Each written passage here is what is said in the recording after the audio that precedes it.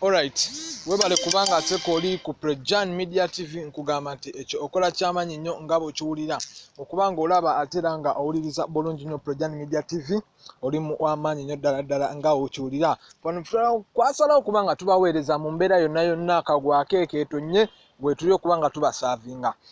Tukitegedde bulungi nnyo nti omuyimbi Winnie Nwangi yakuba omukozi bubi nnyo, omukozi n'atuuka n'okugenda ku kitanda era yamuyuza n'essakiro twakiranga omwana bambi yamuyuza n'essakiro. Neera Winnie Nwangi poliisi negezaako kubanga emunoonya n'abulabulamuuko awo nga tebamulaba, naye kale poliisi yamaze n'emufuna bulungi nnyo era nga bamwagala okubaako ensonga za tottola lwaki yakubye omukozi n'amuyisa bubi nnyo.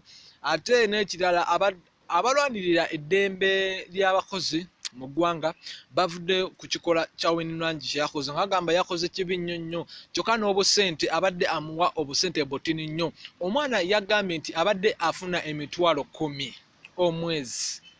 Bannaye tunulira mu ssente ezo emitwalo 10 omwezi, obusente obutini nnyo ddala nga bw'okiwulira ng'omwana akola emirimu mingi nnyo naye nga obusente Winnie Nwangi amuweera ddala nga butini nga bw'okiwulira.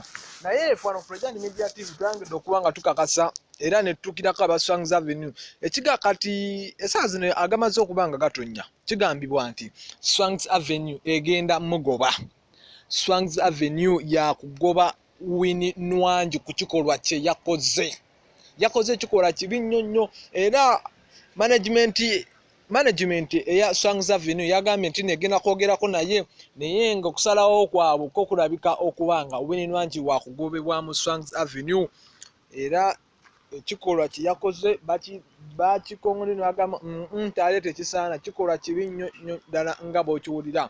Kale fano Prejan Media TV tugamba teesa naffe ng'okomentinga ogambe Winnie Nwangi kino kye yakoze yandibadde abadde asaana okuba nga abo mu Swangs Avenue oba bamubuulire bubuulirizi abeere ng'aterera likinga, commentinga, sharinga, subscribe.